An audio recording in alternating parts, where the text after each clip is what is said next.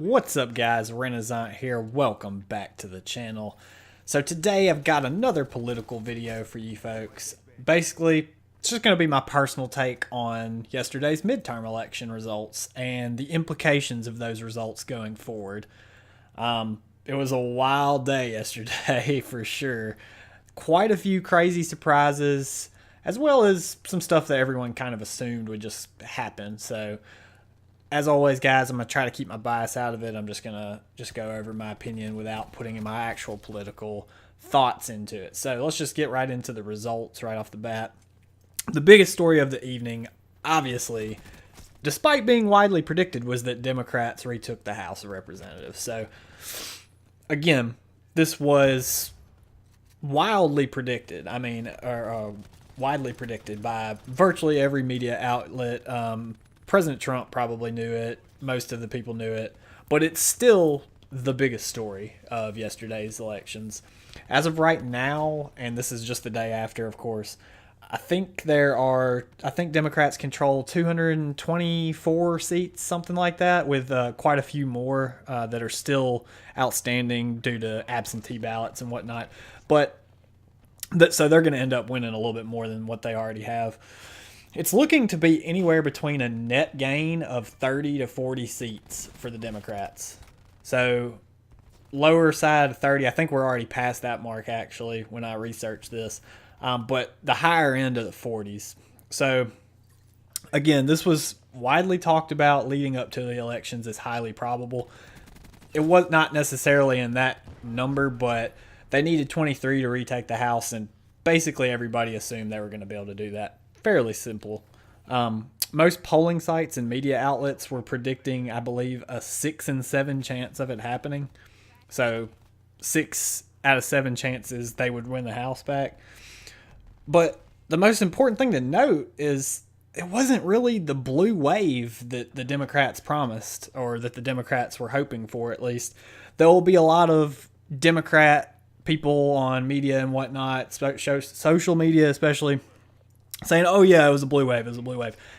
No, it literally wasn't. If you go back and look at historical trends, Bill Clinton lost 54 House seats his first midterm. Bush, he actually gained 8 House seats in his first midterm, but that was also right after 9/11, so it's a little skewed. Basically, he lost in the mid-40s, close to the 50s, his second midterm election. President Obama lost more House seats in his first midterm than any other president in modern history. He lost 63 House seats. Okay, the Democrats, when I say they lost, I mean the Democrats or the Republicans, the president in power's party. 63 House seats. So I want to be very clear, it was a incredible gain for Dems in the House last night, to be sure. They did a great job, and they deserve credit for that. But a blue wave, it was not. It just purely wasn't. And that's probably the biggest takeaway from last night. But to illustrate that point a little bit further of why I don't believe the elections in total were necessarily a blue wave, just combine that with what happened in the Senate. So going into the Senate, for me personally, it was almost a bigger story than the House. Republicans actually gained seats in the Senate. As of right now, I believe they are at a +2 net gain, with that being Heidi Heitkamp in North Dakota and Claire McCaskill in Missouri. Now, both of these were extremely vulnerable Democratic seats, and everyone knew that going into it, but they did indeed fall, so it wasn't necessarily predicted that they would. I think Heidi Heitkamp, it was pretty well guaranteed since she didn't vote for Brett Kavanaugh. You look at somebody like Joe Manchin in West Virginia. West Virginia voted overwhelmingly for Trump in 2016, and yet they keep electing Joe Manchin a Democrat, partially because he voted for Kavanaugh. So there's that. Also of note, in Indiana, one of Mike Pence's relatives pulled a pretty decent upset in the Senate. So he got a Senate seat. And of course, the really big Senate seat was up for grabs was Florida. Right now, it's looking like Republicans are going to have that as well. So Either way, with a few more Senate races left to call throughout the next couple days, they have to officially call Florida, I believe, Arizona. I think there was another. They just called Tester in Montana. But it's going to look like Republicans will have upwards of 54 seats in the Senate, which is honestly a huge victory coming off of those House losses, honestly. So that's the Senate, the House breakdowns. Finally, we get to the governorships. These are often overlooked in these statewide elections, but they are equally as important for just a slew of reasons. I'm not going to go into that, but they are extremely important. And I believe there was 39 governorships up for grabs, something like that. So it was a lot of them. Wasn't our Mississippi governor wasn't up for re-election or up for election. That seat was not, but a lot of them were. Now, in my opinion, and again, this is just my opinion, I think that the governor races is where Democrats really seem to make some really solid headway. Everyone predicted that they were going to take the House by a pretty good margin, and a decent amount of people predicted they were going to make a lot of grounds in governorships, but they really did win a lot of governorships back. They won 2, I believe, in high Republican strongholds like Kansas and Wisconsin. Democrats have been waiting for it for 8 years. They finally unseated Scott Walker in Wisconsin, and just by a razor-thin margin. But you know what? That's all it takes. So, but despite this gain by Dems in governorships, and they did, make no mistake, the Democrats did make very strong gains in governorships. 2 of the biggest surprises of the night actually came in Florida and Ohio, where Republicans will be maintaining governorships there. In my opinion, Ron DeSantis winning Florida's governor race was probably the biggest upset of the evening. There were quite a lot of New York Republican House seats that flipped that were a little surprising, but at the same time, Ron DeSantis, man, if you don't know who Ron DeSantis is, go research him.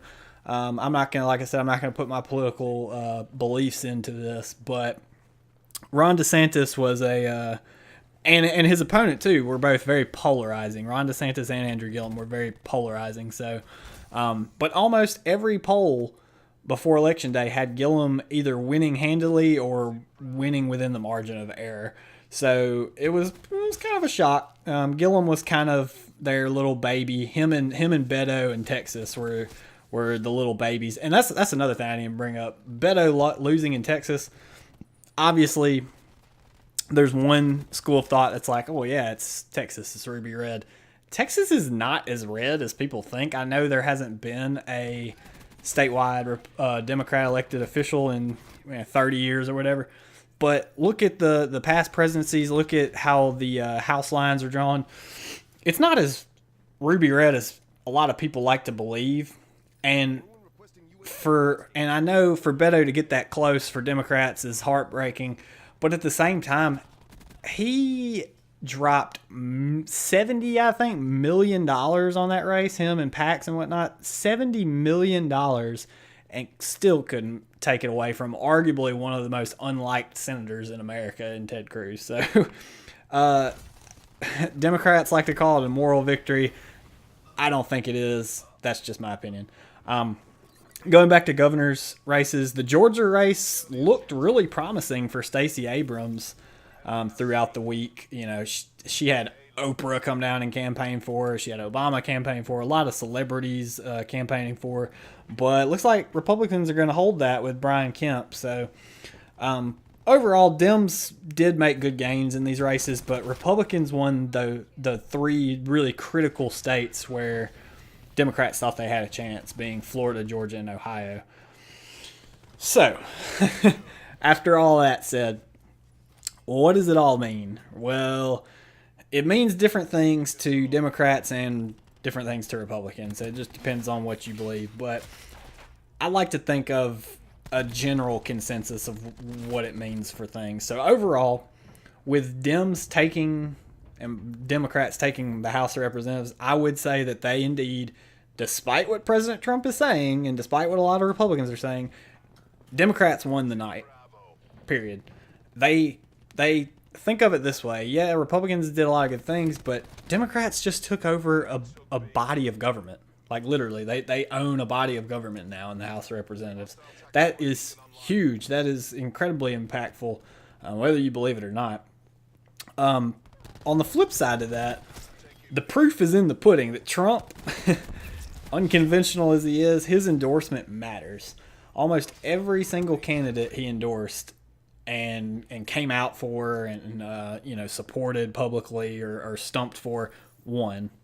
There were a couple that didn't. I know Tester winning in Montana today, just by a razor thin margin, kind of was a little slap in the face to him. I know Republicans were really wanting that Montana seat, but either way, it was proven yesterday that a lot of the people that opposed Trump, when I say people, a lot of the GOP members of the House that opposed Trump got knocked out. A lot of the people that were for Trump won. So that's something serious to take into consideration going into 2020. It's also pretty obvious that Democrats are taking back suburban America. There's a lot of redistricting efforts going on in a lot of suburban areas around the country. That's fine. Republicans have been doing it for years. Democrats are starting to do it.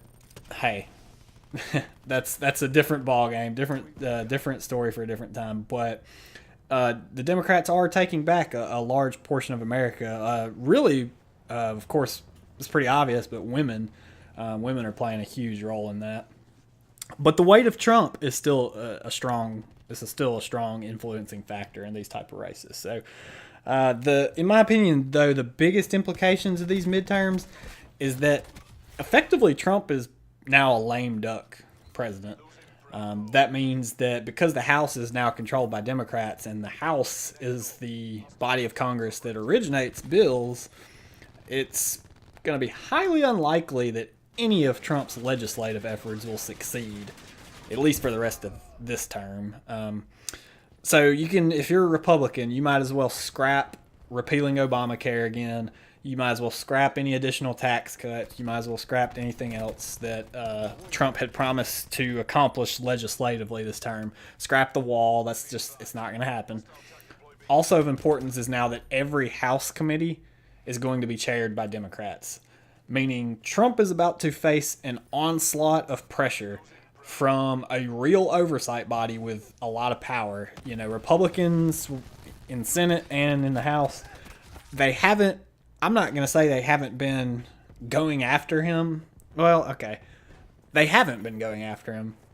I'm not going to say they haven't been exercising oversight authority, because they have in some regards. And obviously, you have all the investigations going on. But with Democrats chairing these committees, get ready.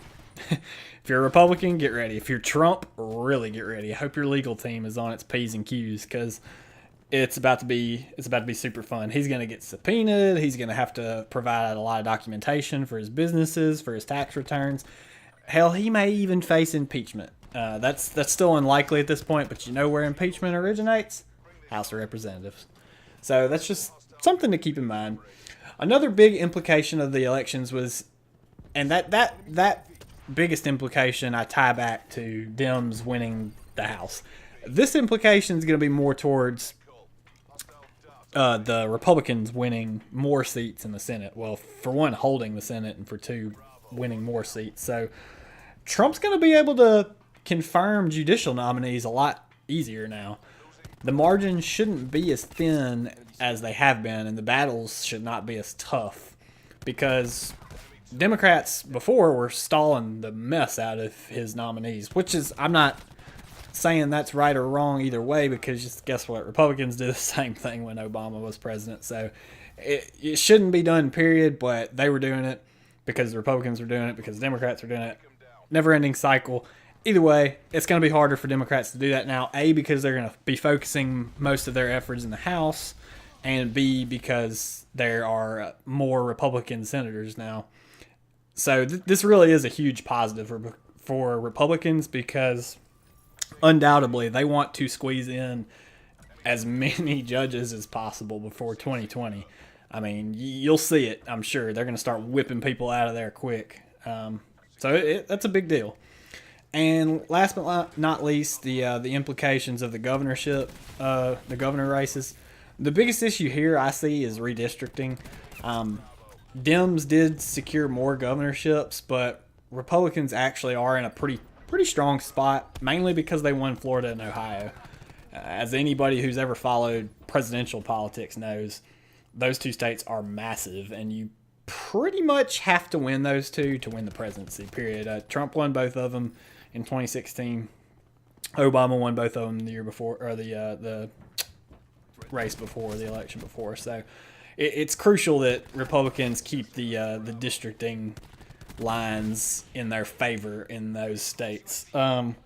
However, with the Democrats winning Michigan and Pennsylvania, that may honestly be a wash, because Michigan and Pennsylvania are also so what you see typically is Florida and Ohio are toss-ups that lean Republican. Michigan and Pennsylvania are typically toss-ups that lean Democrat. So they'll be able to redistrict there as well. So it may be a wash. Only time will tell. All in all, though, I would still give the Democrats the edge in this category. So to summarize it, Democrats had the better night, 100%. It's not even questionable. However, and I preface this with however, the so-called blue wave did not happen. Period. It just didn't happen. Democrats will end up, by the end of all this, flipping less House seats than the past 3 midterm elections. And I can't stress enough, and they will have actually lost seats in the Senate. This is a little unprecedented. It's not unprecedented, but it's rare for a party to lose, to make that many gains in one body and actually lose and get losses in another body. So that's interesting. The governorships are a really nice bonus for Democrats, but the two biggest prizes on the map 100% went red, being Ohio and Florida. So for now. So that about does it, guys. Sorry if the video was a little long-winded. I hope you enjoyed the video. If you did, please leave a like and subscribe to the channel. I would really appreciate it. If you want to keep getting interesting little political commentary mixed with gameplay, don't forget to subscribe. And don't forget to comment your take on the midterms. I'd love to hear it. So see you next time, guys. Bye.